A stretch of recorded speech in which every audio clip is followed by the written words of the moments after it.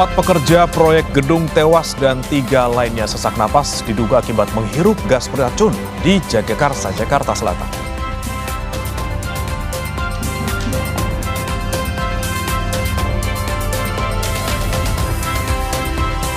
Belasan ribu peziarah dan umat Katolik di Kabupaten Flores Timur, Nusa Tenggara Timur mengikuti prosesi Laut Semana Santa mengenang sengsara, wafat, dan kebangkitan Yesus Kristus.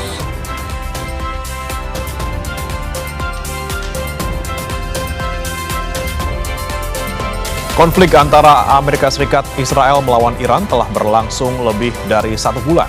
Presiden Rusia Vladimir Putin bilang negaranya siap turun tangan untuk menstabilkan situasi di Timur Tengah. Apa arti dari pernyataan tersebut?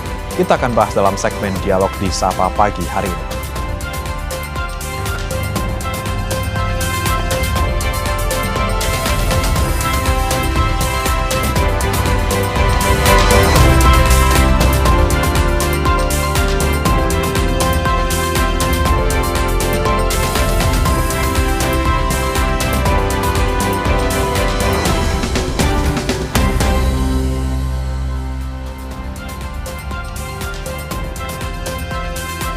Halo, selamat pagi. Sapa Indonesia Pagi kembali hadir mengisi ruang informasi Anda, Saudara, di hari ini, hari Sabtu, 4 April 2026.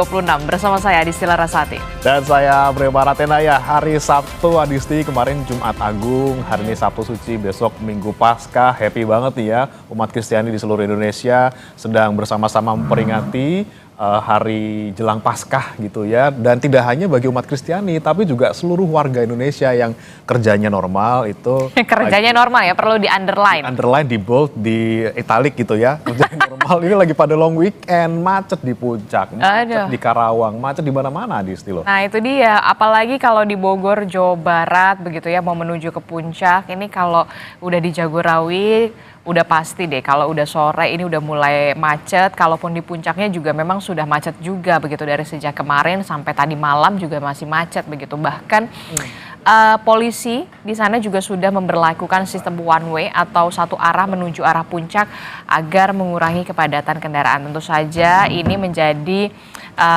perhatian juga bagi Anda yang ingin berlibur begitu, mengisi libur panjang Anda di hari Jumat sampai hari Minggu.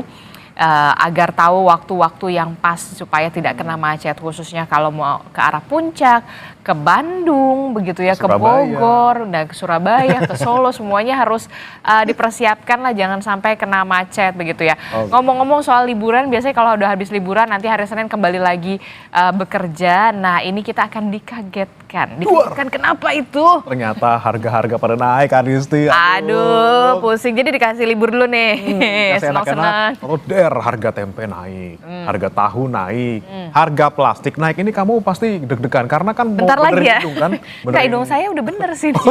Jadi plastiknya bukan pakai plastik itu? Bukan dong, pastinya. Nah itu dia, apalagi UMKM nih, pelaku UMKM ini sudah mulai mengeluhkan begitu ya, mahalnya harga plastik. Biasanya kalau mau wrap buat kirim melalui kurir dan segala macam itu kan mesti dibungkus pakai plastik semuanya biasanya. Nah ini yang dikeluhkan para UMKM. Tidak hanya UMKM, pelaku usaha, tapi juga pengrajin tahu tempe juga sudah mulai mengeluhkan. Penjual tahu tempe juga sudah mengeluhkan karena harga kedelai impor. Sekali lagi kita kedelai impor itu naik, jadi mereka terpaksa mau nggak mau ya antara mengecilkan ukurannya atau ya menaikkan harga jual. Ini nih yang kemudian jadi perhatian pemerintah juga gitu ya, bagaimana menjaga harga-harga kedelai, kemudian harga-harga kebutuhan lain seperti plastik ini tidak naik signifikan akibat dari konflik yang ada di Timur Tengah gitu ya. Nanti kita juga akan bahas, saudara, bagaimana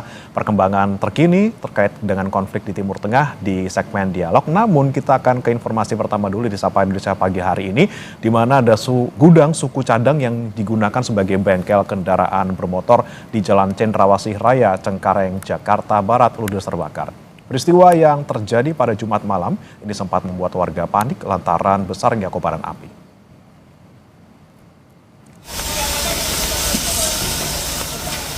Banyaknya material yang mudah terbakar membuat api dengan cepat membesar dan meludeskan bengkel.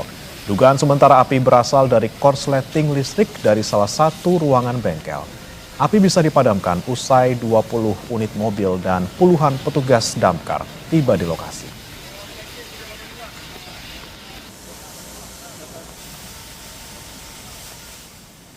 Spare part. Apaan aja bang? Spare part apa bang? Spare part, oli, terus bodi motor, terus ban gitu. Awalnya gimana bang tadi bang? Wah, saya kurang tahu nih, baru datang. Oh, langsung gede aja gitu bang? Iya, Oh, oke. Ada korban nggak bang? nggak ada sih. Nggak ada ya. Kita beralih ke sorotan lain, saudara. 4 pekerja proyek gedung tewas dan 3 lainnya sesak napas diduga akibat menghirup gas beracun di Jagakarsa, Jakarta Selatan. Insiden terjadi di proyek gedung di Jalan TB Simatupang. 4 pekerja tewas, saudara, setelah terjatuh ke dalam tangki air di basement. Korban diduga menghirup gas beracun saat menguras tangki. 3 pekerja lain yang mencoba menolong ikut terpapar dan mengalami sesak napas. Polisi telah melakukan olah TKP dan memeriksa sejumlah saksi. Kasus ini masih diselidiki. Jenazah korban dievakuasi ke Rumah Sakit Polri Kramat Jati, sementara korban selamat dirawat di Rumah Sakit Fatmawati.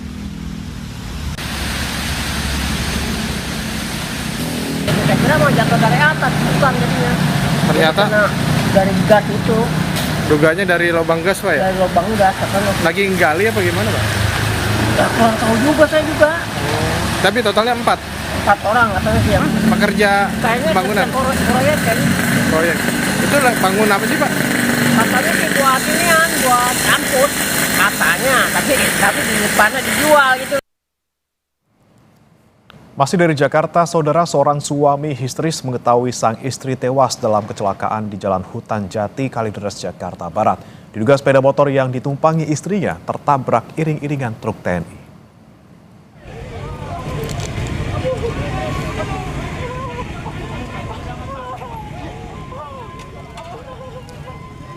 Isak tangis suami korban tidak terbendung saat melihat istrinya tewas dalam kecelakaan. Korban yang selamat menyebut keduanya berboncengan motor dan kemudian diduga tertabrak iring-iringan truk TNI yang mengangkut pelajar. Korban langsung dibawa ke RSUD Tangerang dan polisi yang tiba di lokasi langsung menggelar olah tempat kejadian perkara.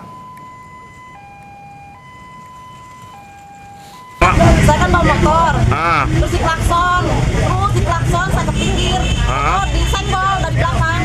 Yang senggol siapa? Ya mobil. Mobil apa? Mobil tentara.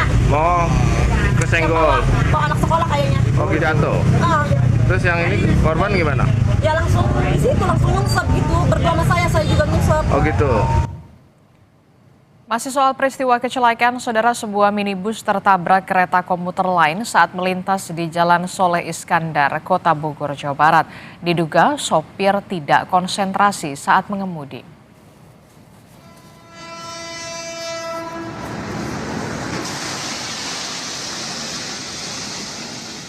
KRL komuter lain menabrak sebuah minibus di Jalan Soleh Iskandar, Kota Bogor pada Jumat dini hari.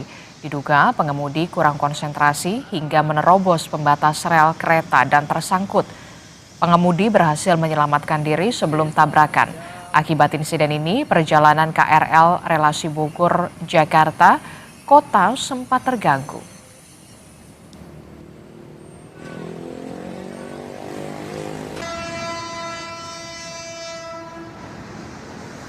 Tapi harusnya putar balik malah lolos ke rel kereta api. Pada saat kejadian, mobil masuk ke lintasan kereta api, salah satu orang yang menjadi pengemudi itu keluar minta tolong masyarakat. Masyarakat datang dan segera menolong bersama petugas piket kami. Kita bergeser ke Jawa Timur, saudara. Sebuah balon udara berpetasan jatuh dan meledak di atap rumah warga di Tulung Agung. Tidak ada korban, namun atap rumah warga rusak akibat kejadian ini. Balon udara berpetasan jatuh dan meledak di atap rumah warga di Desa Tanggul Welahan, Besuki, Tulung Agung, Jawa Timur. Akibatnya, atap rumah warga rusak akibat terkena ledakan petasan. Pemilik rumah menyebut awalnya balon udara tersebut jatuh dan tersangkut di atap rumahnya dan terdapat api di dalam balon. Khawatir api membesar, balon kemudian diturunkan. Namun saat ditarik, balon udara tiba-tiba meledak. Karena ada apinya? Ada apinya, saya naik. Takutnya kalau kebakar rumah saya tarik terus meledak. Itu saat melihat itu memang banyak mercon Pak ya di balon itu? Enggak tahu saya, enggak tahu kalau ada merconnya. Polisi langsung mendatangi lokasi dan melakukan olah TKP. Polisi kemudian menyita barang bukti balon udara berukuran besar dan sejumlah petasan yang belum meledak. Kejadian itu jadinya cukup lama kan, antara jatuh dengan diambil itu cukup lama, sekitar beberapa menit gitu kan. Arah balon dari mana, Dan? Arah balon kemudian dari utara.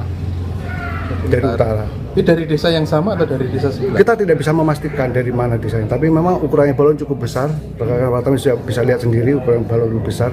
Jadi kemungkinan balon itu dari utara kemudian jatuh di rumah warga ini. Polisi masih menyelidiki asal balon udara tersebut diterbangkan. Masyarakat diimbau untuk tidak menerbangkan balon udara secara sembarangan. Slamet Widodo, Kompas TV, Tulung Agung, Jawa Timur. Kita beralih ke informasi lain, saudara. Hujan es disertai dengan angin kencang melanda kota Bandung, Jawa Barat. Fenomena hujan es menerjang kawasan Paster, Bandung pada Jumat siang. Warga mengaku fenomena hujan es ini baru pertama kali terjadi di kawasan ini. Sebelumnya, hujan deras disertai dengan angin kencang melanda kawasan Paster selama 1 jam. Udah sekitar 1 jam sekarang. Itu butiran esnya segede apa tadi? Tadi yang saya lihat itu sekitar ini ada. Oh gitu. Lumayan ada. Kalau dari saya pribadi ini yang saya ngalamin baru pertama kali.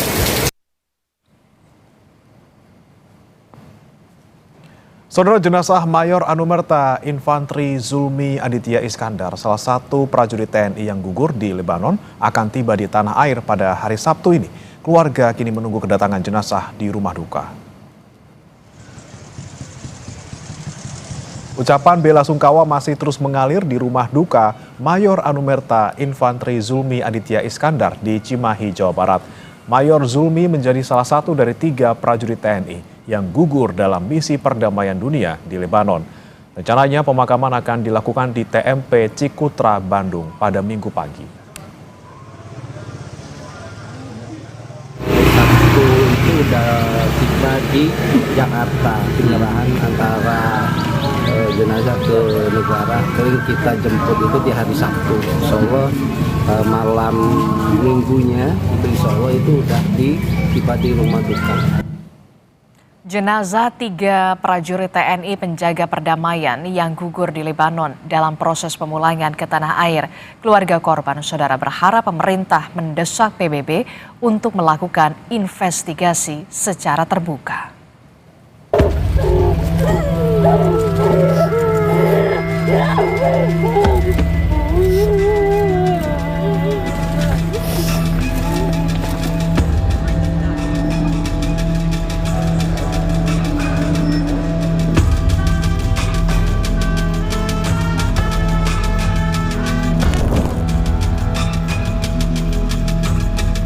Sebuah upacara hikmat diadakan di Bandara Rafiq Hariri, Beirut, Lebanon. Ini adalah penghormatan terakhir yang diberikan UNIFIL kepada 3 prajurit TNI penjaga perdamaian yang gugur saat Israel menyerang Lebanon pada 29 dan 30 Maret lalu. Ketiga prajurit ini dianugerahi medali oleh PBB dan Angkatan Bersenjata Lebanon sebagai bentuk penghargaan atas dedikasi mereka dalam mendukung misi perdamaian di Lebanon Selatan.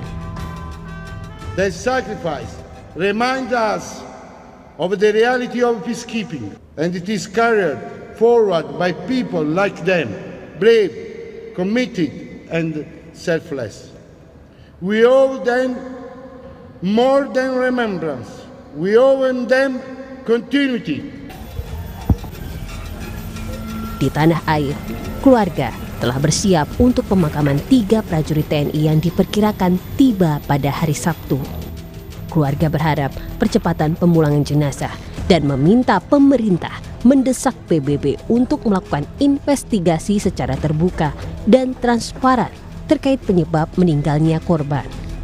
Yang berwenang itu bisa melobi ke PBB selaku koordinator dari pasukan perdamaian dunia untuk dapat menginvestigasi secara terbuka, secara transparan terkait dengan penyebab meninggalnya 3 anggota tentara kita.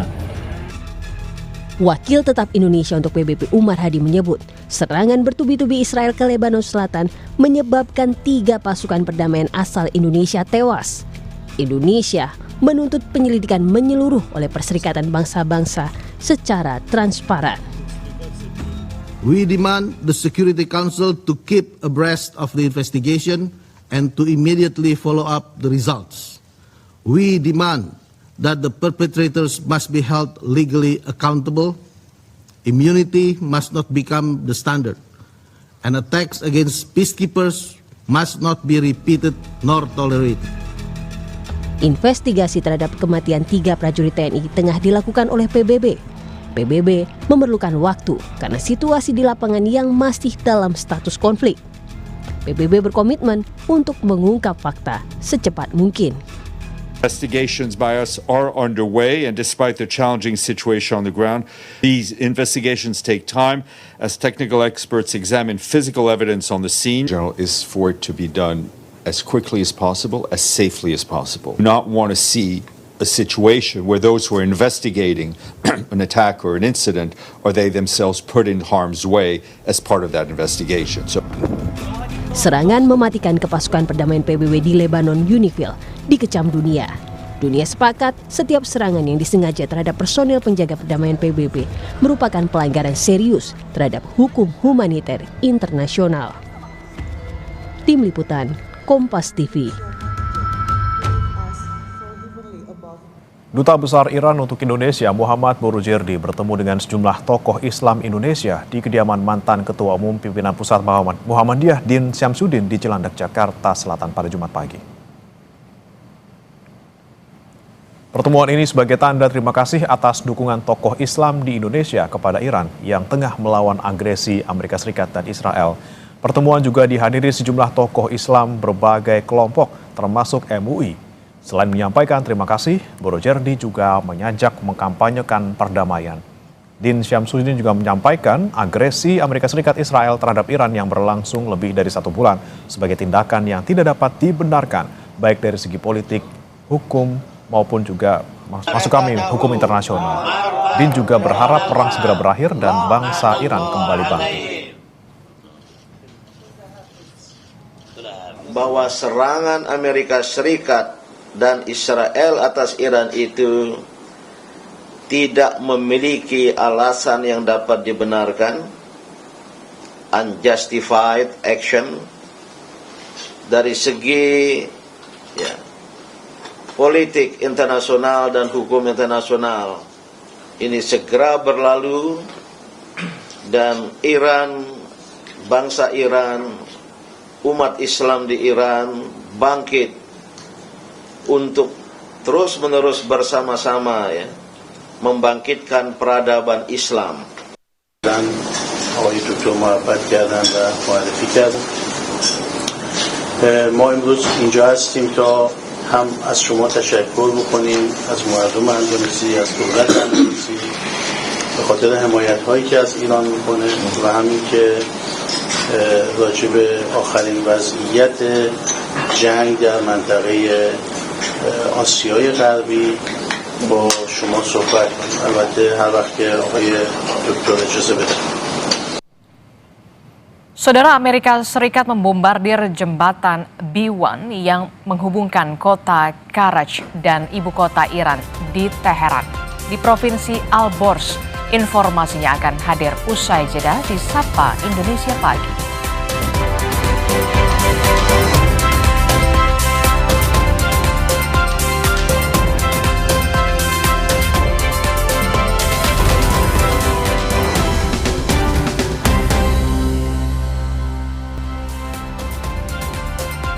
Kembali di Sapa Indonesia Pagi, Saudara. Korps Garda Revolusi Iran melancarkan gelombang serangan besar dengan target sistem radar Amerika Serikat.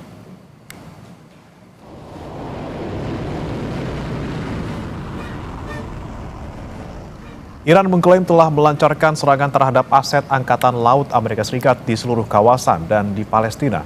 Serangan rudal balistik Iran juga diklaim menghantam kapal amfibi Amerika Serikat di pelabuhan Al-Suwaih, Kuwait.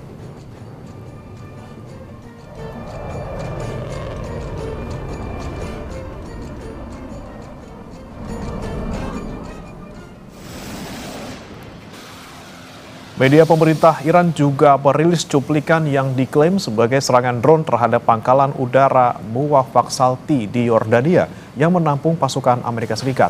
Militer Iran menyatakan bahwa drone penyerang menargetkan fasilitas logistik, gudang peralatan, dan area tempat tinggal pasukan Amerika Serikat. Militer Yordania melaporkan telah mencegat 1 rudal dan 2 drone serta mencatat adanya beberapa insiden jatuhnya puing-puing.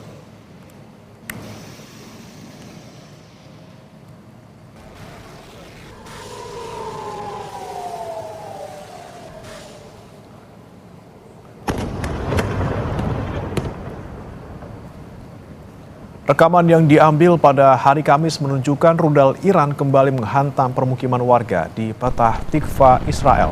Media Israel mengatakan rudal yang membawa hulu ledak 400 kg mendarat di area terbuka dan menyebabkan kerusakan material. Tidak ada korban jiwa yang dilaporkan saat serangan tersebut. Sementara Korps Garda Revolusi Iran tidak mengonfirmasi serangan di Petah Tikva, tetapi mengatakan bahwa mereka telah menargetkan lokasi di pangkalan udara di Tel Nov dan pusat perakitan militer di Tel Aviv.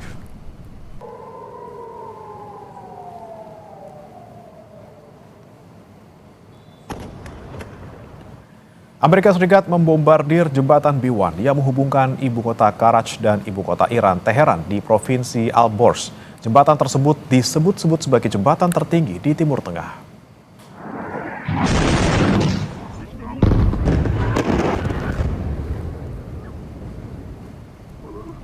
Serangan Amerika Serikat terhadap jembatan B1 terekam kamera warga Iran yang tengah merayakan Hari Alam pada Kamis waktu setempat. Pemerintah Iran melaporkan sedikitnya 8 orang meninggal dan 95 lainnya terluka akibat serangan tersebut. Jembatan B1 diresmikan tahun ini dan masih dalam tahap pembangunan. Melalui kamera warga lainnya, asap akibat serangan tersebut terlihat dari jalan raya B1 yang menghubungkan kota Karaj dan Teheran.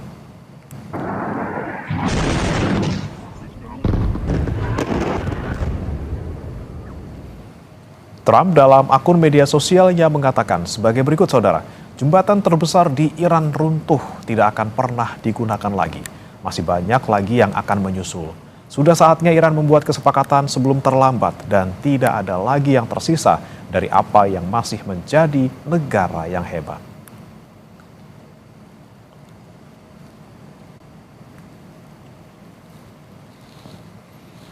Sementara Menlu Iran Abbas Araghchi membalasnya dengan mengatakan menyerang bangunan sipil termasuk jembatan yang belum selesai tidak akan memaksa Iran untuk menyerah. Hal itu hanya menunjukkan kekalahan dan keruntuhan moral musuh yang sedang kacau. Setiap jembatan dan bangunan akan dibangun kembali lebih kuat yang tidak akan pernah pulih kerusakan pada reputasi Amerika.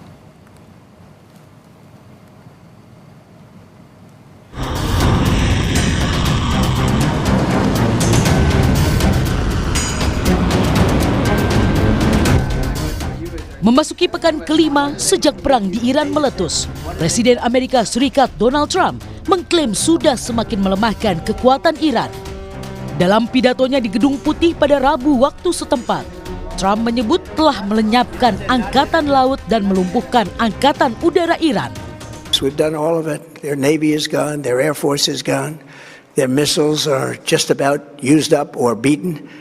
Taken together, these actions will cripple Iran military, crush their ability to support terrorist proxies and deny them the ability to build a nuclear bomb. Sebelumnya, Trump yakin Iran akan hancur lebur jika Amerika Serikat sampai mengerahkan invasi darat. What are the circumstances where you send in ground troops? How are you thinking about that? I don't even want to talk about it now. I mean, that's I don't think it's an appropriate question. You know, I'm not going to answer it. Could there be? Possibly, for very good reason. Have to be very good reason. And I would say if we ever did that, they would be so decimated that they wouldn't be able to fight at the ground level. What are you thinking about the oil facility? Disebut kekuatannya melemah, Iran justru unjuk gigi dengan gencar melayangkan serangan ke pangkalan Amerika Serikat di Yordania. Pasca pernyataan AS tersebut, media pemerintah Iran membagikan rekaman tanpa suara yang memperlihatkan Panglima Angkatan Darat Iran Amir Hatami bersama 3 komandan militer lainnya melakukan koordinasi secara online dengan belasan orang. Mereka mengantisipasi serangan darat yang sebelumnya hendak dilancarkan Trump. Dikutip dari media pemerintah Iran, dengan tegas Amir Hatami mengatakan, tidak ada pasukan musuh yang selamat jika pihak lawan mencoba melakukan operasi darat. Soal rencana Amerika Serikat melancarkan serangan darat tersebut, Iran yakin militernya jauh lebih siap. در حال حاضر ما این از نظر ما این تنگه کاملا بازه و فقط بر روی کشتی‌های کسانی که با ما در حال جنگ هستند این تنگه بسته است. طبیعی هم هست، در زمان جنگ هست، طبیعی هست که ما به دشمنان خودمون نمیتونیم اجازه بدیم از آبهای داخلی ما استفاده بکنن و برای تردد. در جنگ زمینی حتی خبرتر و مجهزتر هستیم. ما کاملا آماده هستیم برای مقابله با هر گونه تهدید حمله زمینی به کشورمون. امیدوار هستیم که چنین اشتباهی نکنه. Serangan yang dilancarkan AS juga kini menyasar fasilitas publik yakni jembatan terbesar di Iran. Pasca serangan, di media sosialnya Trump sesumbar akan melakukan serangan lebih besar. Kecuali Iran mau bernegosiasi dengan AS.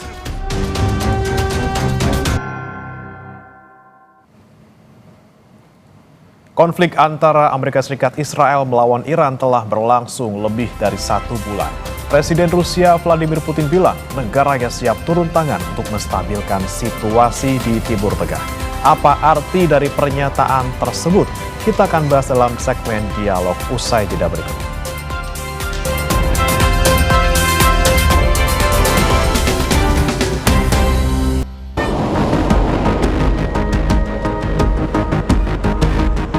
Korps Garuda Revolusi Iran melancarkan gelombang serangan besar dengan target sistem radar Amerika Serikat. Iran mengklaim telah melancarkan serangan terhadap aset Angkatan Laut Amerika Serikat di seluruh kawasan dan di Palestina. Serangan rudal balistik Iran juga diklaim menghantam kapal amfibi Amerika Serikat di Pelabuhan Al-Suwaid, Kuwait. Sementara, serangan Amerika Serikat ke Iran kemarin mengakibatkan jembatan yang menghubungkan kota Karaj dengan Teheran hancur dan terputus. Rekaman saksi mata menunjukkan asap mengepul dari jembatan setelah terkena serangan udara. Jembatan yang hancur ini dikutip dari Reuters merupakan jembatan tertinggi di Timur Tengah dan diresmikan pada awal tahun ini. Konflik antara Amerika Serikat Israel melawan Iran telah berlangsung lebih dari 1 bulan. Merespon hal ini, Presiden Rusia Vladimir Putin menegaskan bahwa negaranya siap turun tangan untuk menstabilkan situasi di Timur Tengah. Kami lansir dari Al Jazeera saat Putin menerima kunjungan Menteri Luar Negeri Mesir. Putin bilang gejolak yang tengah melanda di Timur Tengah menjadi perhatian bersama bagi Rusia dan Mesir. Kita semua berharap konflik yang sedang berlangsung ini akan segera terselesaikan. Lebih lanjut, Putin menekankan bahwa Rusia tidak akan tinggal diam dan siap melakukan berbagai upaya diplomasi untuk memulihkan stabilitas kawasan. Izinkan saya menegaskan kembali bahwa kami siap melakukan segala upaya untuk membantu menstabilkan situasi dan seperti yang dikatakan dalam kasus-kasus seperti ini, mengembalikannya ke kondisi normal. Serangan terus dilakukan Iran maupun Amerika Serikat dan Israel. Konflik yang tengah berlangsung sejak akhir Februari lalu mengguncang perekonomian global. Salah satunya Iran yang menutup Selat Hormuz yang menjadi jalur penting bagi 20% energi dunia.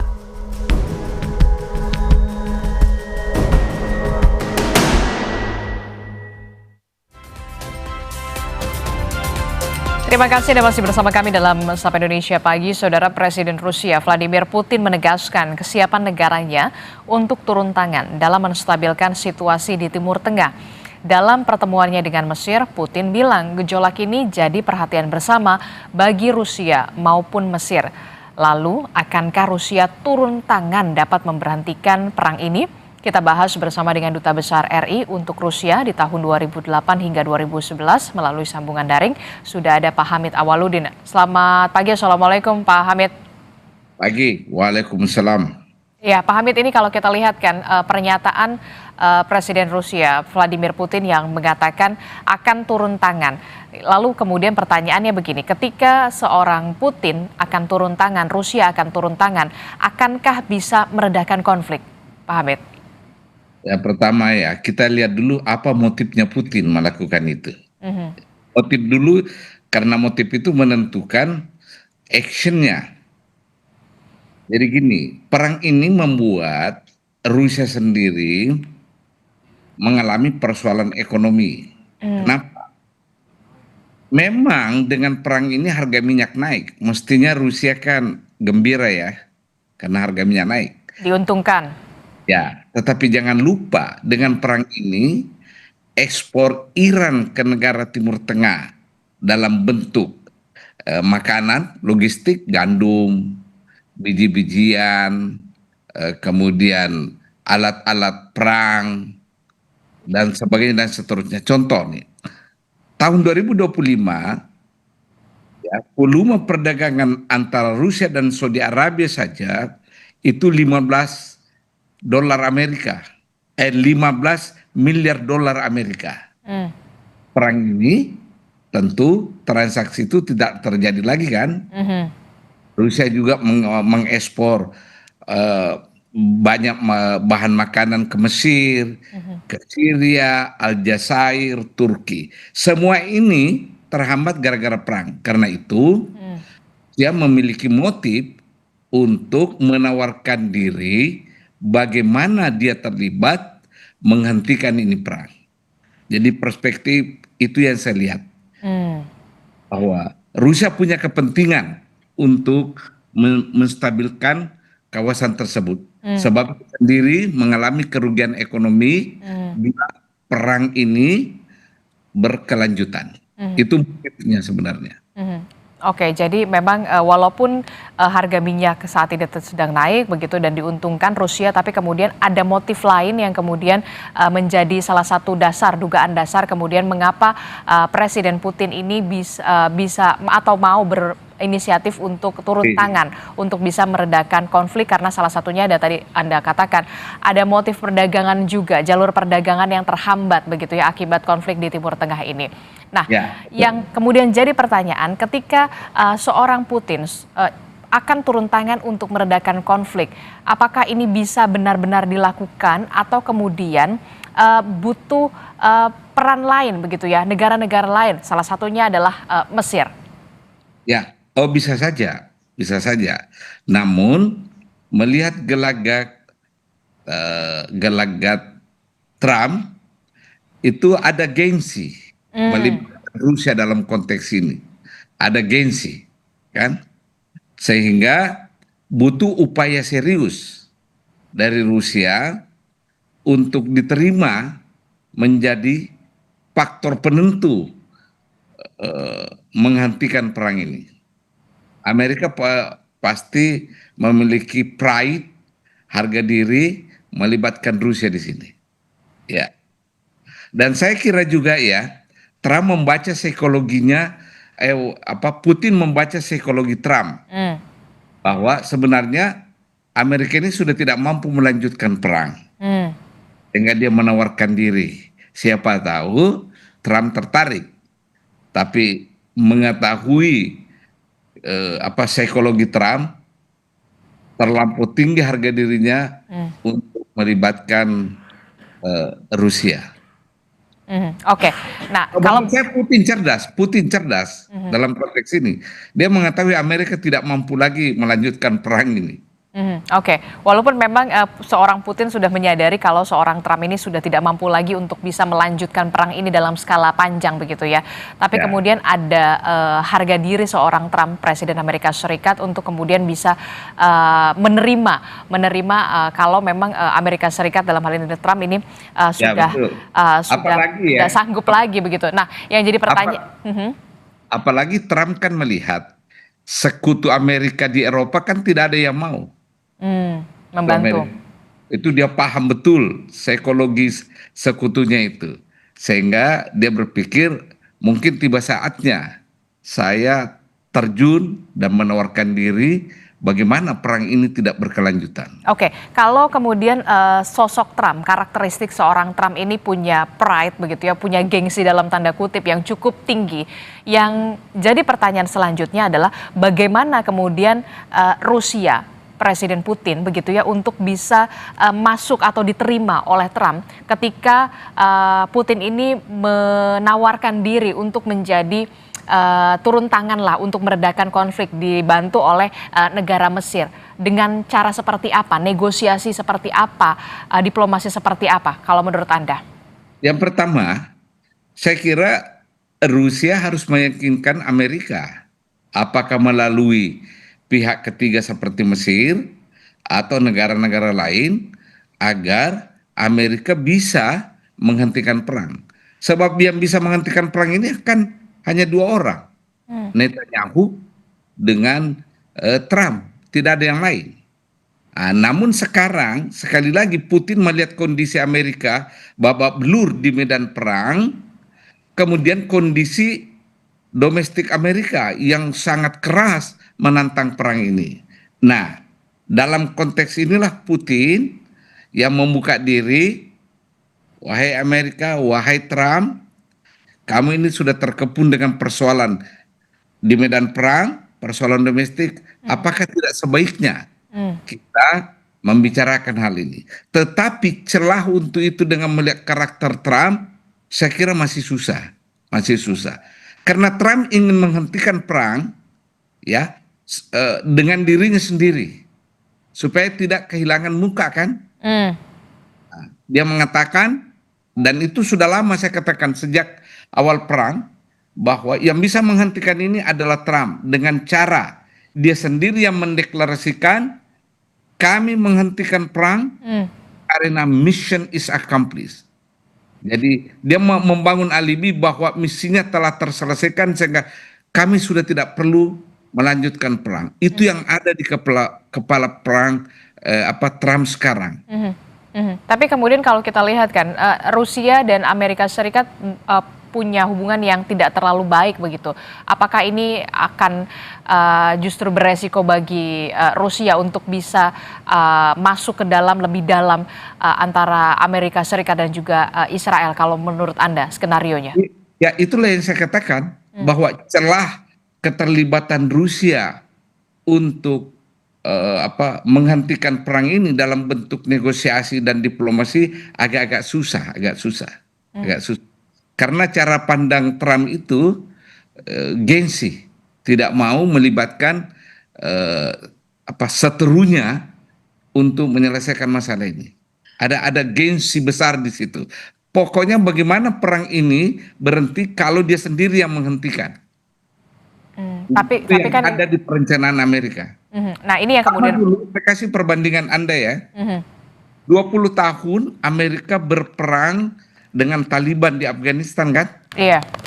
Berbagai ikhtiar dilakukan dunia. Tapi Amerika secara sepihak menyatakan kita berhenti berperang. Nah, saya kira Trump ingin lakukan hal yang sama. Karena yang melakukan penghentian perang di Afghanistan itu kan Donald Trump juga pada tahun 2021 Februari kan? Cara seperti itu ingin dia ulangi di sini. Saya berhenti berperang melawan Iran karena saya mau menyatakan berhenti. Bukan karena ada pengaruh pihak lain. Itu yang ada. Supaya dia tidak kehilangan muka. Oke, jadi walaupun memang Rusia ini siap turun tangan untuk kemudian meredakan konflik di Timur Tengah, dibantu juga oleh negara Mesir, tapi kemudian kuncinya adalah tetap di Amerika Serikat, di sosok Trump gitu ya. Persis. Supaya dia menyatakan saya yang memulai perang, saya juga yang menghentikan. Penjelasan psikologisnya adalah saya yang menentukan. Bukan orang lain, bukan pihak lain. Ego yang berlebihan Ya. Oke, jadi semuanya ada di kendali semua di Amerika Serikat begitu. Nah, apa yang bisa menyebabkan atau apa yang bisa menyebabkan faktor-faktor apa yang bisa menyebabkan seorang Trump berpikir nantinya akan mengatakan oke, selesai, mission accomplished begitu. Apakah memang karena penjelasannya ya? Penjelasannya sederhana. Apa yang bisa membuat seorang Trump untuk bisa mengatakan oke, kita selesai di sini di Iran begitu? Apakah memang karena memang ada tekanan juga dari Amerika Serikat, dari warganya, kemudian dari faktor perekonomian, atau seperti apa kalau menurut Anda, kalau dari karakteristik Trump ya? Kombinasi dari semua. Pertama, secara militer Amerika sudah kalah karena ini perang sudah 1 bulan lebih. Dulu ketika mulai perang dia hanya mengatakan beberapa hari kan, underestimate kemampuan teknologi dan kemampuan daya juang orang-orang Iran. Kedua, secara ekonomi, ya, dia tidak mampu deploy lagi menambah pasukannya di Timur Tengah, sudah tidak mampu lagi. Adapun gertakan mengirim sekian puluh ribu orang, tentara darat, itu sampai sekarang susah dibuktikan. Susah, karena ongkosnya lebih mahal. Ketiga, faktor domestik.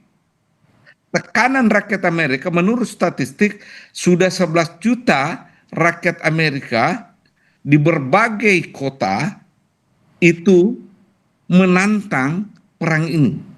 Menantang. Ini adalah protes terbesar rakyat Amerika terhadap perang setelah perang Vietnam. Ingat itu ya. Nah, sekarang Anda ingin bertanya saya, apa motif rakyat Amerika ini menantang perang? Tentu motifnya memang anti kekerasan. Kedua, hitungan matematik, anak-anak mereka tidak mau korban seperti perang Vietnam, ya. Tapi ada yang lebih detail dari ini. Apa itu? Orang Amerika itu adalah bangsa yang paling suka berlibur. Adalah bangsa yang suka bepergian. Nah, lihat waktu ya. Sekarang ini kan April. Musim panas tinggal 4 minggu lagi. Orang Amerika pada saat musim panas, summer itu kan tersebar ke seluruh dunia menikmati hidupnya kan. Nah, dengan perang ini, perencanaan yang mereka susun 1-2 tahun ke belakang itu bisa amburadul. Schedule mereka bisa tidak tertutupi kan, tidak terlaksana. Jangan lupa, orang Amerika itu menurut statistik adalah bangsa terbesar kedua yang suka bepergian setelah bangsa Finlandia. Itu statistik. Sehingga terlepas dari motif hitungan matematika ekonomi dan hitungan anak-anak mereka tidak mau jadi korban, mereka itu adalah bangsa yang suka berliburan ke luar negeri pada saat musim panas. Dengan ini, bagaimana mereka mau berliburan ke luar negeri? Sementara, ya, perencanaan itu mungkin sudah 2 tahun yang lalu disusun. Bahwa summer tahun 2026 ini saya akan ke Mediterranean, saya akan ke sini. Penerbangan aja susah sekarang. Itu, jangan lupa itu. Jadi tekanan terhadap Trump itu sekali. Belum lagi tekanan politik melalui Kongres menjadi pemilihan pada bulan November. Ya, saya kira orang-orang Republikan, senator Republikan itu mulai berpikir rasional bahwa dia tidak akan all out lagi ke depan ini mendukung Trump karena dia mau terpilih di negara di daerah pemilihannya kan. Mereka tahu bahwa ini adalah tantangan buat Presiden Trump. Jadi tetangkel masalahnya itu panjang buat Trump. Sehingga memang Trump menurut saya, dan sudah banyak isyarat dia berikan kan, bahwa dia mau menghentikan perang. Tinggal 1 minggu, mungkin 2 minggu. Itu adalah isyarat bahwa Trump ingin sekali perang selesai ini, tetapi dia yang mendeklar dan dia yang menyatakan supaya seolah-olah bahwa dia faktor penentu berlanjut atau berhenti. Tapi dengan kondisi objektif dia akan deklarasikan menghentikan perang. Oke. Tidak mungkin Iran. Iran melawan sampai habis. Oke, kalau Iran sifatnya adalah ya melihat saja begitu, kalau memang masih diserang ya serang balik begitu ya, ibaratnya begitu kalau untuk Iran. Nah, ada tekanan dari masyarakat Amerika Serikat sendiri, kemudian ada tekanan dari ekonomi, ada tekanan dari politik, tekanan Kongres, itu menjadi salah satu faktor-faktor penentu juga kemudian kapan perang ini akan diakhiri oleh Presiden Amerika Serikat Donald Trump. Tapi yang kemudian menjadi pertanyaan juga saya selanjutnya, kapan pernyataan ini akan keluar? Apakah sinyal-sinyal ini sudah semakin jelas kita lihat begitu? 1 minggu lagi, 2 minggu lagi, 3 minggu lagi, atau seperti apa? Kalau saya ya melihat apa yang terjadi di lapangan, paling tinggi 2 minggu. 2 minggu lagi? Paling tinggi 2 minggu. Dia tidak mampu lagi melanjutkan perang. Tidak mampu. Karena secara teknis militer sebenarnya sudah kalah. Sudah kalah. Oke, jadi kalau menurut Anda, paling kan ancamannya adalah nuklir. Tidak mungkin kan dia melakukan serangan nuklir. Binasalah umat manusia ini, termasuk diri mereka sendiri yang binasa. Oke, jadi kalau menurut Anda, dan yang menarik ya, menarik, saya memberitahu Anda. Coba Anda cermati 15 butir usulan perdamaian yang dilakukan Trump. Ada salah satu butir yang menyatakan di situ Iran harus menghentikan membuat senjata tertentu kan, bukan senjata nuklir, bukan kekayaan uranium. Nah, ini baru-baru muncul ini kan. Amerika dan Israel tahu betul bahwa Iran itu sudah memproduksi senjata non nuklir yang sangat dahsyat, yang dulu-dulu tidak pernah disebut-sebut oleh Iran mengenai jenis senjata tersebut kan, yang dia jadikan persyaratan. Artinya dia mengakui luar biasanya pengembangan teknologi persenjataan Iran ini. Nah, dulu kan hanya berkisar cerita nuklir, atom. Sekarang sudah senjata yang tidak pernah dia sangka bahwa itu adalah senjata pamungkas. Dia masukkan dalam usulan 15 butir tersebut. Oke, ketika memang kalau dari kacamata Anda begitu ya, paling tidak 2 minggu lagi begitu ya, sosok Presiden Amerika Serikat Donald Trump akan mengakhiri perang ini. Akankah ada syarat dan ketentuan berlaku ketika seorang Presiden Donald Trump akan mengakhiri perang ini? Gini. Pertama, saya kira pernyataan atau deklarasi menghentikan perang itu ya, dia tidak sertai dengan persyaratan. Sebab semua persyaratan 15 poin itu yang dia usulkan itu sepihak sekali. Adalah usulan kewajiban bagi Iran. Tidak ada satupun butir yang menyatakan kita berhentikan perang tapi Iran dapat ini. Enggak. Yang ada adalah kewajiban Iran, kita menghentikan perang, kamu harus 1, 2, 3 sampai 15. Ya, jadi kalau itu dia menjadikan dasar menghentikan perang, pasti tidak berhenti itu perang. Karena Iran pasti menolak. Satu-satunya cara memang secara sepihak mendeklarasikan diri menghentikan perang supaya muka tidak hilang. Perang akan mengatakan kita hentikan perang karena mission is accomplished. Apa itu mission is accomplished? Sudah membunuh Ali Khamenei. Sudah melakukan destruction of military installation. Ya. Kedua, kita sudah berhasil merebut hati rakyat Iran. Panjang itu retorik yang bisa dipakai sebagai alasan menyelamatkan muka. Walaupun tidak bisa menumbangkan rezim begitu ya, yang kemudian menjadi tujuan juga dari seorang Presiden Donald Trump.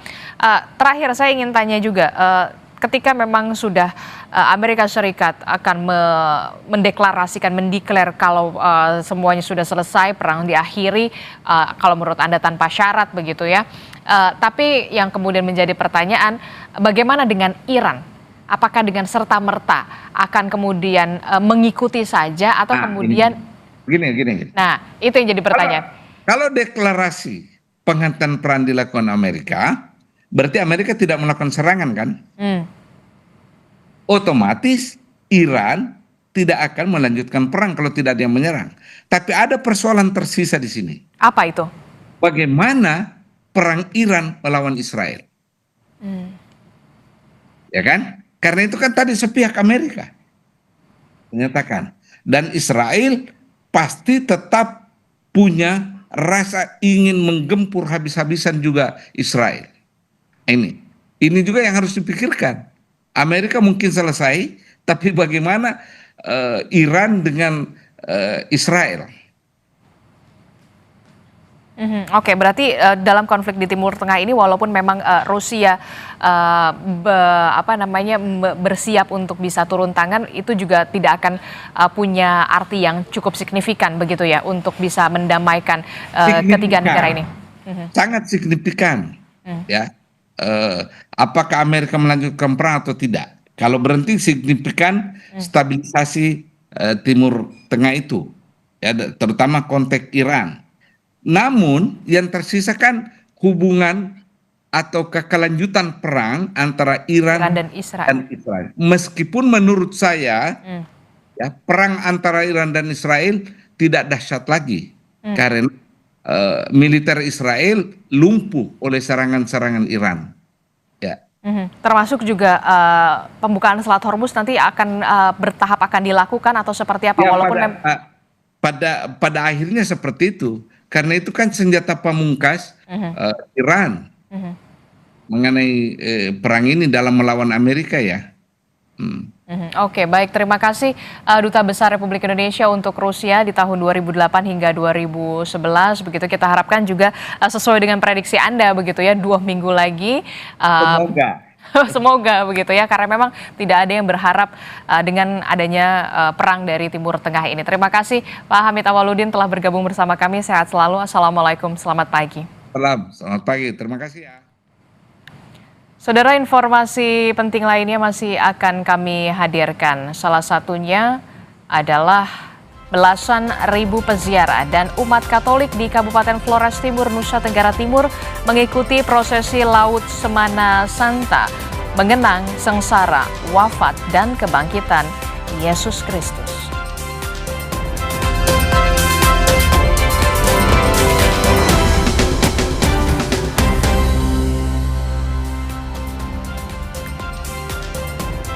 Belasan ribu peziarah dan umat Katolik di Kabupaten Flores Timur, NTT mengikuti prosesi Laut Semana Santa mengenang sengsara, wafat, dan kebangkitan Yesus Kristus.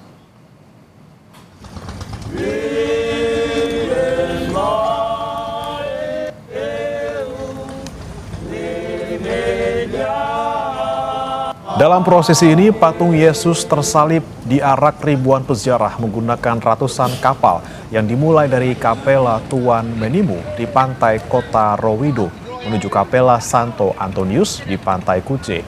Sepanjang jalan, para peziarah terus melantunkan nyanyian dan doa-doa. Malam nanti akan digelar prosesi darat mengelilingi kota Larantuka sambil mengarak patung Bunda Maria dan patung Yesus. Prosesi darat ini merupakan puncak perayaan Semana Santa di kota Larantuka.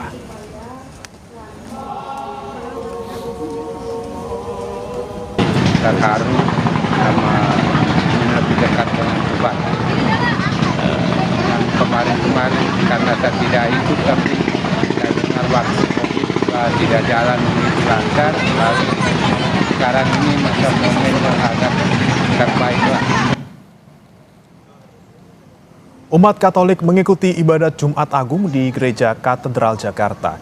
Prosesi jalan salib mengenang sengsara Yesus mewarnai prosesi ibadat.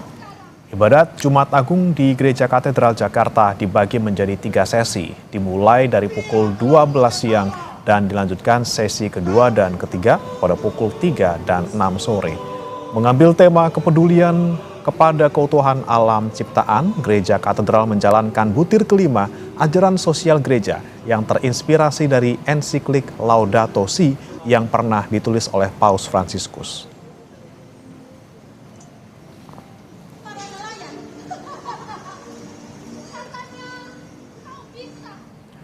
Jemaat memperingati kisah sengsara Yesus Kristus dalam ibadah Jumat Agung kemarin di GPIB Immanuel. Ibadah Jumat Agung dilakukan sebanyak 4 sesi. GPIB Immanuel mengangkat tema kebangkitannya membarui kemanusiaan kita sebagai tema Paskah tahun ini. Jemaat diajak untuk kembali melihat pesan Paskah, bukan hanya sebatas seremoni, namun yang paling mendasar adalah kita dipulihkan dari kemanusiaan kita.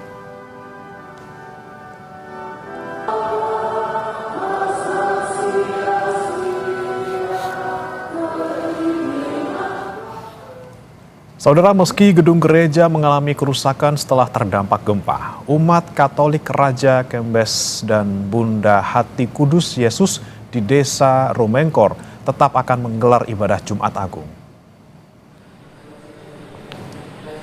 Kedua gereja Katolik yang berada di Kabupaten Minahasa, Sulawesi Utara ini telah menyediakan tenda di area luar gedung sebagai solusi sementara agar umat dapat mengikuti peribadatan Jumat Agung dan memastikan seluruh ibadah Jumat Agung dilaksanakan dengan hikmat.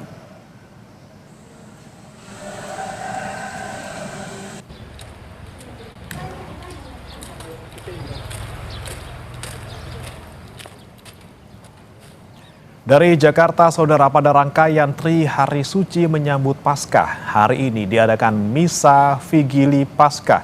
Kita akan sapa jurnalis Kompas TV Niputu Trisnanda dan juru kamera Hanil Riveleno yang ada di Gereja Katedral Jakarta Pusat. Selamat pagi Putu, bagaimana persiapan di sana untuk Misa Sabtu Suci hari ini?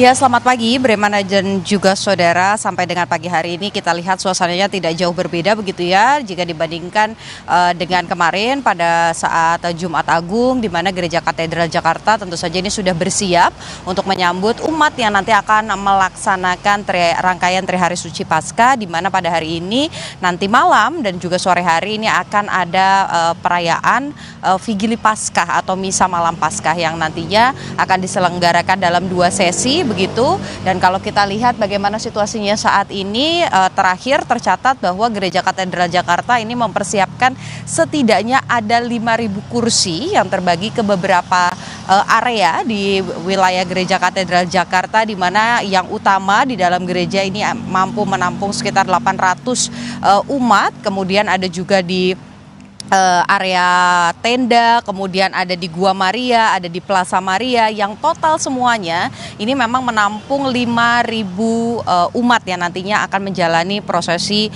Misa Malam Paskah atau Vigili Paskah. Dan kalau kita lihat begitu ya, memang meskipun area ini sudah kemudian diberi tenda, diberi kursi-kursi tambahan, tapi kan ada keterbatasan kapasitas dari gereja sendiri, maka umat yang nantinya akan menjalani prosesi Vigili Paskah ini juga diharapkan untuk melakukan prosesi registrasi terlebih dahulu supaya nanti ketika datang ini tidak kemudian membludak dan tidak mendapatkan kursi pada saat penyelenggaraan Vigili Paskah yang nanti akan digelar dalam 2 sesi, di mana yang pertama ini akan diselenggarakan pada pukul 17.00 waktu Indonesia bagian Barat atau sore hari, yang nantinya akan dipimpin oleh Romo Makarius Maharsono Probo. Dan nanti yang kedua, Vigili Paskah ini akan diselenggarakan pada pukul 21.00 waktu Indonesia bagian Barat dan nantinya akan dipimpin oleh Romo Yohanes Deodatus. Dan kalau kita lihat Brehmana dan juga saudara, Malam Paskah sendiri ini adalah penyambutan begitu ya, untuk kemudian menyambut kebangkitan Yesus Kristus yang nantinya akan dirayakan oleh umat Katolik pada hari Minggu besok, di mana nanti akan diadakan Misa Paskah begitu. Tapi pada hari ini umat Katolik ini diminta untuk menjadikan momentum Vigili Paskah atau Malam Paskah ini sebagai momentum dari gelap menuju terang, di mana nantinya akan ada sejumlah prosesi juga atau ritus yang akan dilakukan, dimulai dari ritus cahaya, liturgi sabda, liturgi baptis, dan nantinya juga ada ekaristi, yang di mana nanti umat Katolik ini diharapkan dengan adanya malam Paskah ini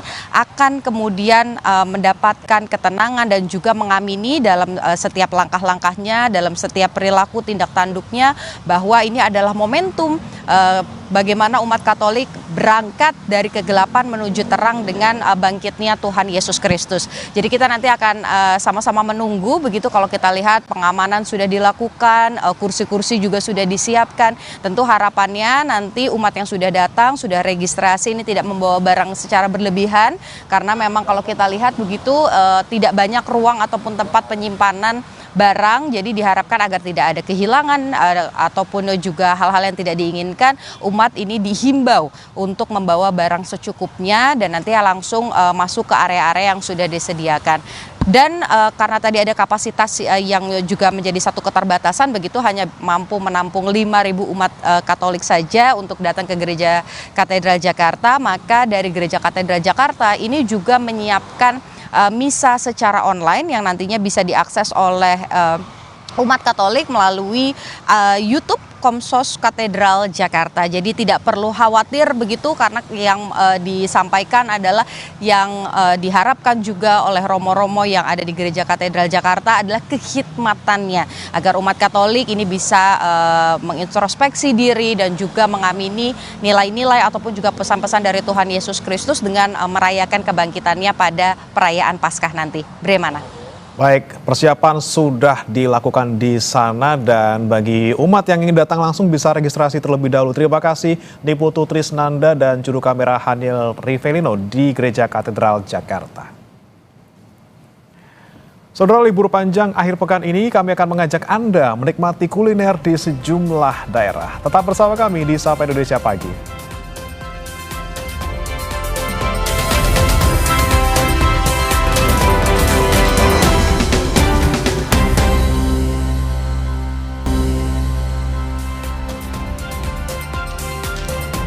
Saudara, liburan tidak lengkap rasanya tanpa wisata kuliner. Liburan panjang kali ini kami ajak Anda menyantap nasi liwet khas Sunda dipadukan dengan gurame goreng terbang, asin peda, serta pisang sambal stroberi. Seperti apa kelezatannya? Berikut liputan jurnalis Kompas TV Vida Alatas dan juru kamera Reza Pratama dari Bandung, Jawa Barat. Kota Bandung, kota kuliner. Cuacanya mendukung membuat makanan apapun rasanya enak kalau dimakan saat berlibur di sini. Nah, meskipun tentunya kuliner kekinian menjamur di kota Bandung, tapi belum afdol rasanya kalau liburan ke Bandung tanpa menyantap. Tada! Ini dia kuliner khas Sunda. Makanya saya ajak Anda ke sini, saudara. Ini adalah tempat spesialis nasi liwet legend yang sudah ada sejak tahun 2006.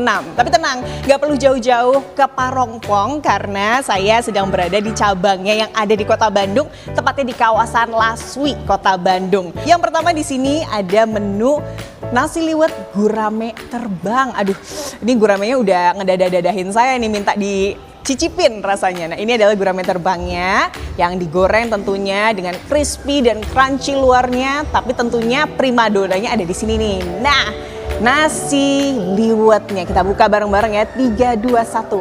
Wow, masih panas sekali. Wah, lengkap dengan taburan ikan teri. Aduh, wangi santan gurihnya ini langsung menyeruak ya ke hidung saya.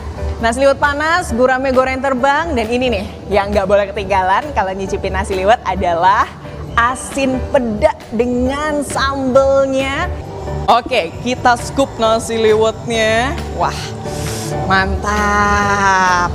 Nasi liwetnya udah ada, kita potek. Aduh, maaf ya ikan gurame, kita potek sayapnya. Oke, gurame, tebal sekali dagingnya. Kita cobain ya.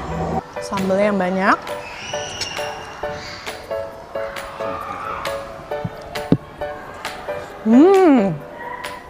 Nasi liwetnya panas, sambelnya sehah, ditambah dengan gurame yang dagingnya kandel atau tebel ya kalau bahasa Indonesianya, tapi luarnya garing. mantap sekali. Nah, saya juga penasaran nih untuk cobain dessertnya. Ada pisang goreng yang dimakannya pakai sambal stroberi. Kira-kira gimana ya rasanya? Kita langsung cobain aja ya. Kita ambil, wow, cocol ke sambalnya, mantap. Bismillahirrahmanirrahim.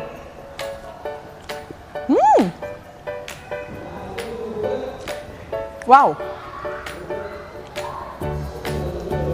enak banget. Sambal stroberinya manis, wangi stroberi, ditambah pisang goreng yang garing. Wah, kawin banget rasanya. Aduh, saya kayaknya nggak sabar untuk lanjutin makan. Jadi kalau Anda berkunjung ke Bandung, pastikan ya untuk makan masakan khas Sunda di sini, di kawasan Laswi, di Kota Bandung. Dari Bandung, Jawa Barat, Fida Alatas, Reza Pratama melaporkan. Saya lanjut makan dulu.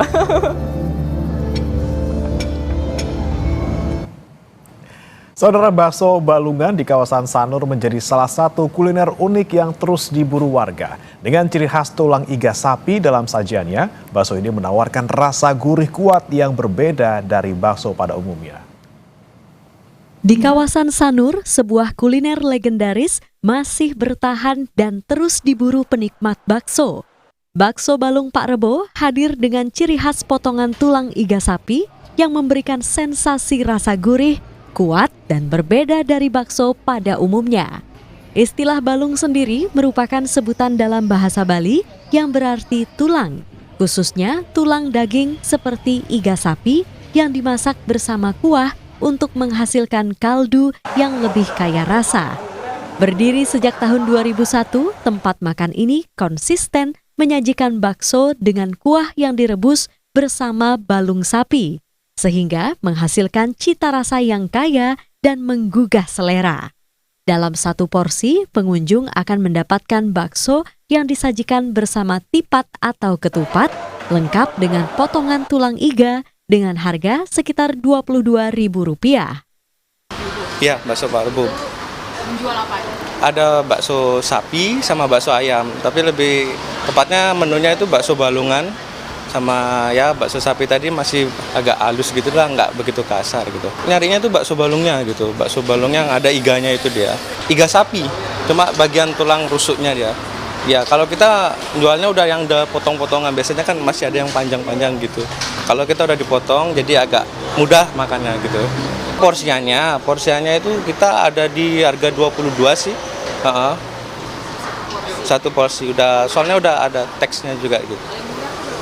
Kalau yang bakso biasanya itu sekitaran 16-an. Kita aslinya dari jam 11-an, cuma kadang kita jam 10 udah buka. Kelezatan dan keunikan rasa ini menjadikan bakso Balung Pak Rebo sebagai salah satu menu favorit warga. Bahkan tak sedikit pengunjung yang mengaku sering kembali untuk menikmatinya. Agak sering sih di Bali balungan, rasanya ya lesat lah, beda dengan yang lain. Ya, yang balung. Ya itu karena balungan ini tidak di setiap penjual bakso ada ya. Itu aromanya sip lah. Terus lontongnya juga putih bersih gitu. Harganya tadi berapa sih? Wah, harganya menurut saya cukup murah. Ya. Tak hanya menyajikan bakso balung sapi, rumah makan ini juga menyediakan pilihan bakso ayam sebagai alternatif bagi pengunjung, sehingga tetap dapat menjangkau berbagai selera. Kehadirannya yang konsisten selama bertahun-tahun menjadikan bakso Balung Pak Rebo tetap eksis di tengah persaingan kuliner yang semakin beragam. Putu Farah, Kadek Santosa, Kompas TV, Denpasar, Bali. Selain bakso, ada juga kuliner lainnya yang tidak kalah menarik di Sanur. Salah satunya adalah sup kepala ikan. Nah, untuk mengetahui seperti apa sup kepala ikan ini, kita sudah bergabung dengan jurnalis Kompas TV, Putu Farah, dan juru kamera Kadek Santosa di Denpasar, Bali. Selamat pagi, Putu. Apa sih spesialnya sup ikan yang ada di Sanur ini dengan sup ikan yang lainnya? Baik, terima kasih Bremana dan juga saudara, selamat pagi. Jadi di momen long weekend, liburan long weekend dalam rangka Hari Raya Paskah, dimanfaatkan oleh warga, khususnya warga Denpasar, itu untuk berkunjung ke Pantai Sanur. Jadi menikmati matahari terbit di kawasan Sanur sambil menikmati makanan sup ikan. Jadi di sini di pinggir Pantai Sanur tepatnya itu ada sebuah resto tapi resto sederhana itu menjual sup ikan yang harganya sangat murah, bisa dikatakan murah ya untuk satu paketnya. Jadi harganya itu sekitar 38.000 yang bisa mendapatkan sup ikan, kemudian ada ikan goreng, kemudian ada nasi, dan juga sampai minumannya itu hanya dibanderol dalam harga 38.000. Itu yang kemudian membuat para warga atau masyarakat yang berkunjung ke Pantai Sanur bisa dan sangat menarik melihat resto makanan yang cukup menarik di Pantai Sanur ini. Jadi mereka banyak sekali datang ke sana di pagi hari. Mereka datang untuk menikmati berbagai hidangan di kawasan resto. Itu sangat antusias begitu karena memang harganya yang cukup murah dan rasanya tentunya yang gurih, karena memang sup ikan ini agak sedikit berbeda dengan sup ikan lainnya karena memang bisa menikmatinya di pinggir pantai. Dan memang untuk ikannya sendiri itu dari ikan cakalang Bali dan memang membuat rasa daripada dan juga dagingnya itu sangat enak begitu. Jadi memang cukup menarik dan mereka para warga di sini sangat antusias untuk menikmatinya. Kemudian juga untuk menunya juga sebetulnya bisa dapat dinikmati secara terpisah dengan harga sup kepala ikan itu sekitar 17.000 dan juga jadi bisa menikmati menunya secara terpisah. Jadi masyarakat atau warga-warga yang ingin berkunjung bisa sangat bisa ya untuk menikmati menu-menunya. Selain juga ada ikan goreng dan juga sup ikan, mereka juga bisa menu-menu lainnya seperti mie, kemudian ada minuman-minuman seperti es. Sangat menarik untuk menikmati liburan di Pantai Sanur. Kembali ke Anda, Bremana. Baik, menarik sekali sup kepala ikan yang ada di Sanur. Tidak sabar nih saya ke sana untuk bisa mencoba juga. Terima kasih Putu Farah dan juga juru kamera Kadek Santosa dari Denpasar, Bali sudah bergabung di Sapa Indonesia Pagi. Selamat pagi. Saudara, kami akan kembali dengan informasi menarik lainnya. Tetap bersama kami di Sapa Indonesia Pagi.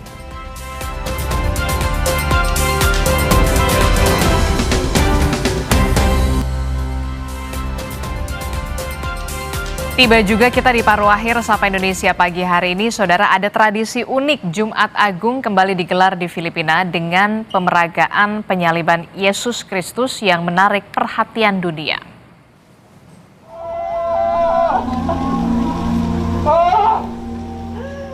Ritual ini digelar di kota San Fernando, Provinsi Pampanga, dengan 15 umat berpartisipasi dalam adegan penyaliban. Ratusan warga dan wisatawan menyaksikan langsung prosesi ini, termasuk adegan saat peserta dipaku di salib kayu. Tradisi ini, saudara, kembali digelar sejak 2023 setelah sempat terhenti akibat pandemi. Meski tidak didukung oleh pihak gereja, tradisi ini terus menarik perhatian pengunjung dari berbagai negara setiap tahunnya.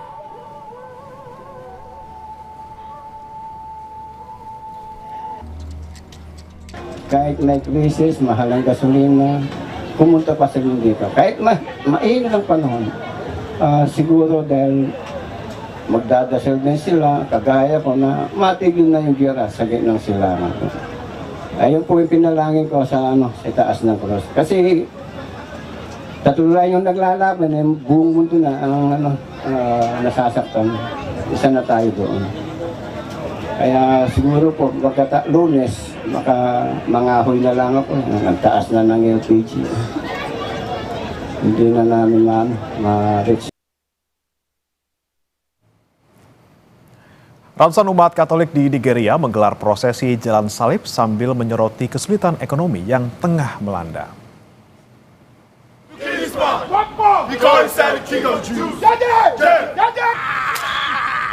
Prosesi digelar di kota Lagos dengan umat membawa salib kayu dan mengenakan kostum Alkitabiah. Mereka berjalan menyusuri jalanan sambil memperagakan detik-detik terakhir Yesus Kristus. Tahun ini peringatan Jumat Agung memiliki makna khusus Banyak jemaah mengaitkan penderitaan Yesus dengan kondisi ekonomi Nigeria yang semakin berat. Negara tersebut tengah menghadapi inflasi tinggi, kenaikan harga BBM, dan meningkatnya pengangguran. Bagi warga, momen ini menjadi ajang refleksi di tengah tekanan hidup.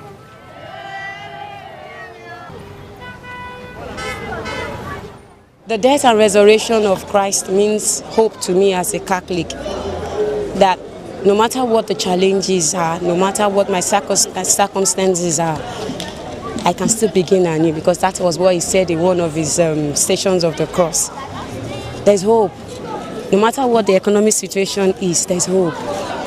If Christ can go on this journey and he still resurrect on the third day, it means there's hope, there's light.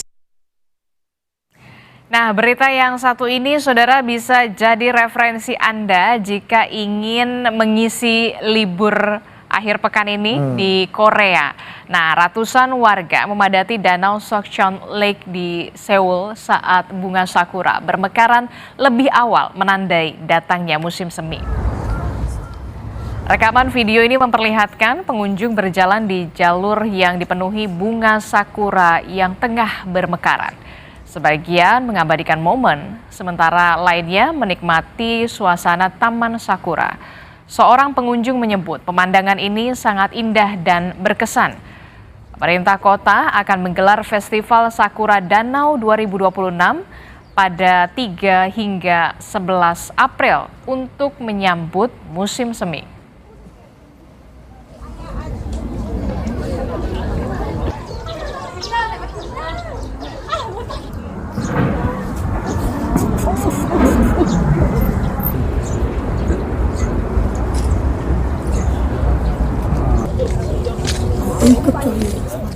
Gak cukup Adisti kalau mau ke Korea, kita Senin masuk lagi nanti. Nah ini dia, kita Senin lagi udah masuk lagi, udah mikirin harga tahu sama tempe yang makin mahal begitu ya. Jadi udah gak memikirkan lagi liburan, nanti dulu deh liburannya kalau situasinya sudah mulai mereda. Betul. Kita simpan destinasi ini untuk tahun-tahun depan ya. Dan saudara, informasi tadi sekaligus penutup jumpa kita di Sapa Indonesia Pagi. Saya Beriwan Atenaya. Dan saya Disla Rasatu, terima kasih atas kebersamaan Anda. Sampai jumpa.